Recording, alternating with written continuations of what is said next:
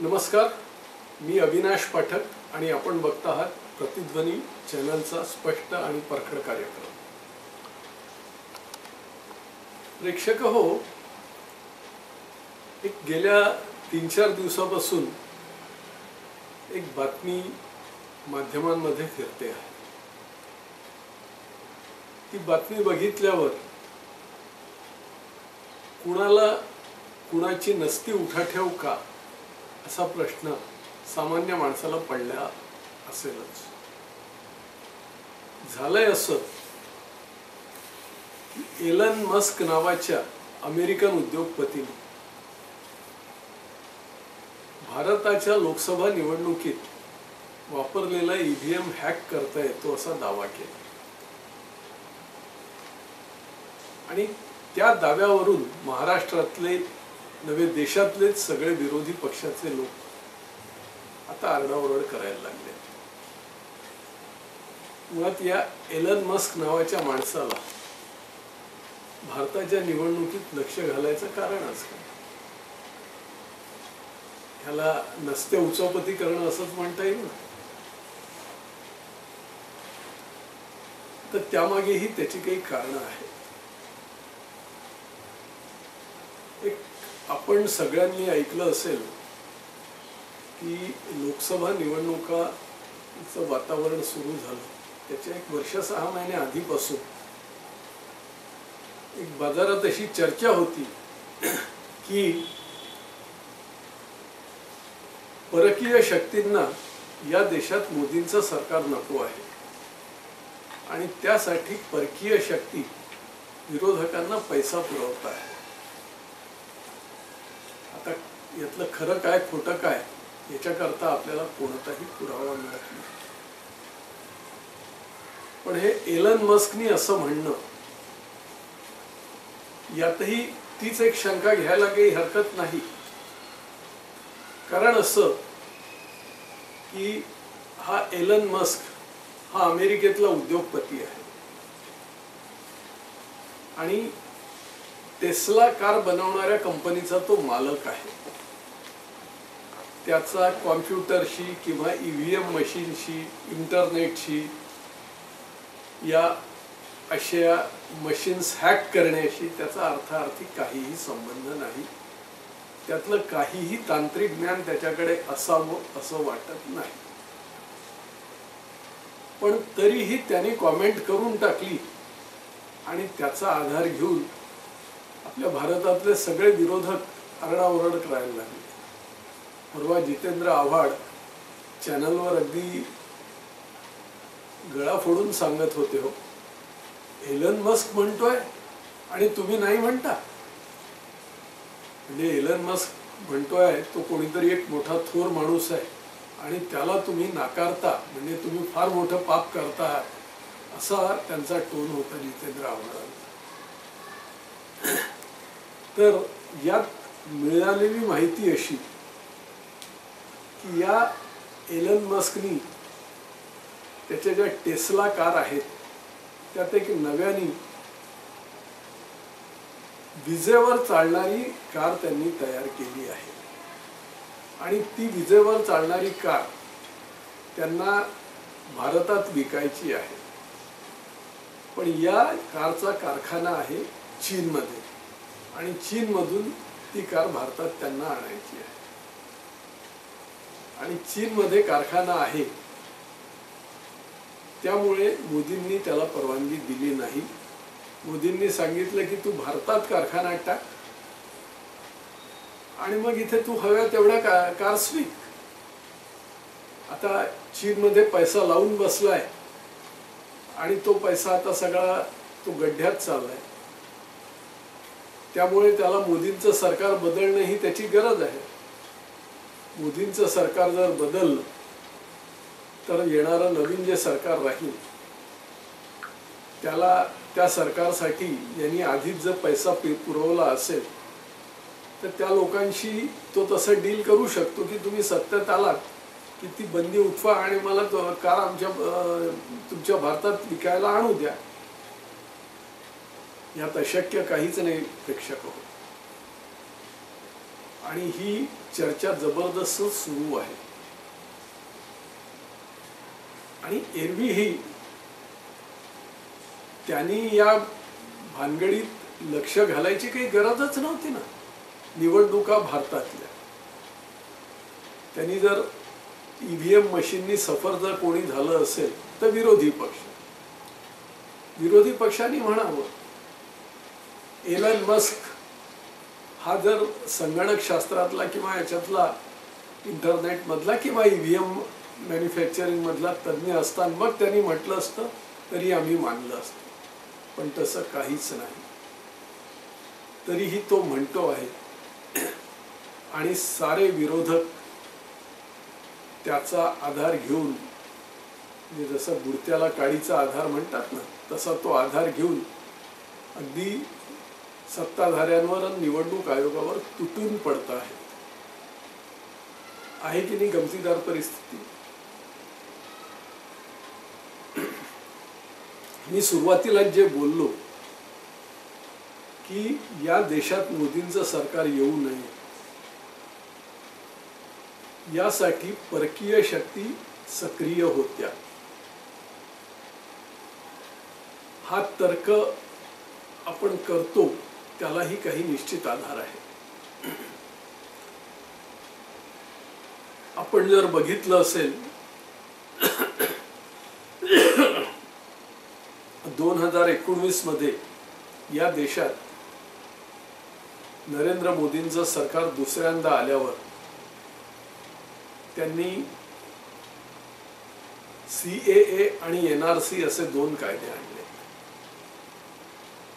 त्या कायद्याला या देशातल्या मुसलमानांच्या एका गटाचा प्रचंड विरोध होता आणि त्यांनी तब्बल 4 महिने दिल्लीत शाहीनबाग परिसरात आंदोलन उभं केलं होतं आणि 4 महिने ते सगळे आंदोलक रस्त्यावर बसले होते.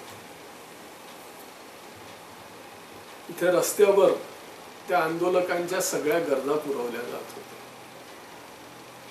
त्यांचं खाणं पिणं, त्यांच्यासाठी तंबू वगैरे हे सगळं तिथे अवेलेबल करून दिलं जात होतं. आता मला सांगा 4-4 महिने आंदोलन चालवायला या गरीब मुसलमानांजवळ पैसा आला कुठून?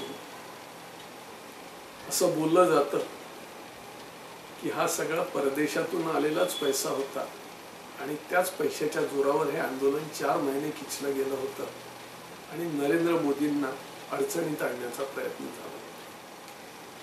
तसेच नंतरच्या काळात काही कृषी विषयक कायदे आले तेव्हा पंजाब आणि हरियाणातले शेतकरी दिल्लीच्या सीमारेषेवर बसले होते आणि त्यांनी असेच 3-4 महिने ठाण मांडून ते बसले होते.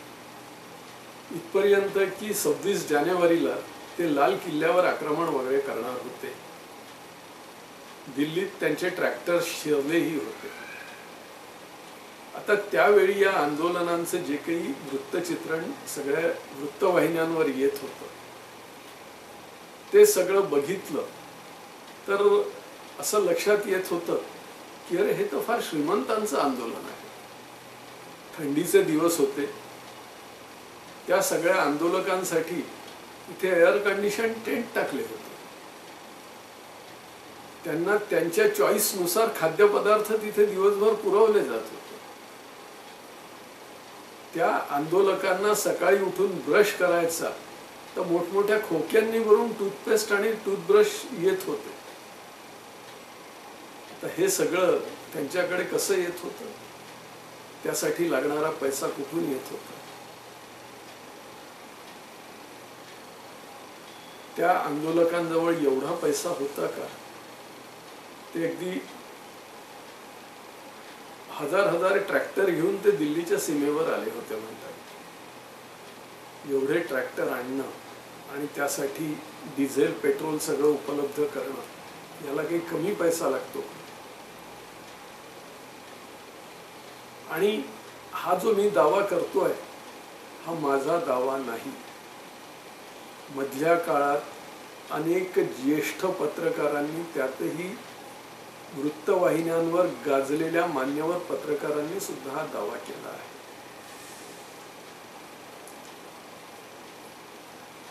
या दोन आंदोलनांची उदाहरणं सांगितली. अजूनही काही आंदोलनं झाली. आता आपल्या महाराष्ट्रातच 2017-18 पासून जे मराठ्यांचं आंदोलन पेटवलं गेलं होतं,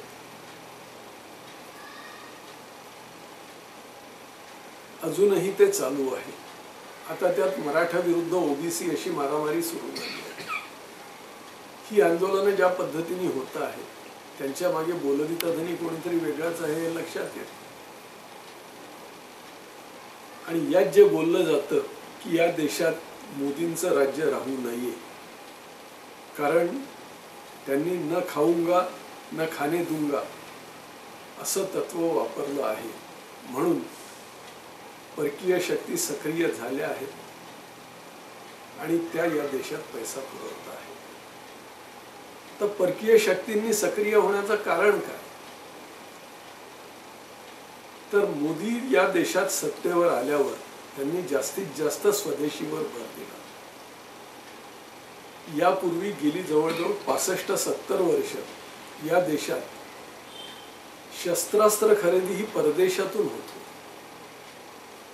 त्यासाठी दिल्लीत कित्येक दलाल बसलेले असायचे. हे दलाल राजकारण्यांशी संगनमत करून आपला माल विकायचे. त्यात राजकारण्यांचेही हात ओले केले जायचे. आपल्याला जर आठवत असेल तर 1987-88 मधलं बोफोर्स प्रकरण किती जबरदस्त गाजलं होतं. तसेच अजूनही काही प्रकरण गाजले. हा एक भाग झाला. देशात लागणारी वेगवेगळी यंत्रसामुग्री ही परदेशातूनच यायची. आज त्यातली अनेक प्रकारची यंत्रसामुग्री ही नरेंद्र मोदींनी देशात बनवायला सुरुवात केली. त्यामुळे परदेशी उद्योगपती सगळे हताश आणि निराश झाले आहेत. कोविडचा पिरियड आठवा. कोविड जसा वाढायला लागला तसं त्याला प्रतिबंधक लस कोणती हा प्रश्न पुढे आला. त्यावेळी ही लस परदेशातूनच आपल्याला आयात करावी लागणार हे चित्र स्पष्ट दिसत होतं.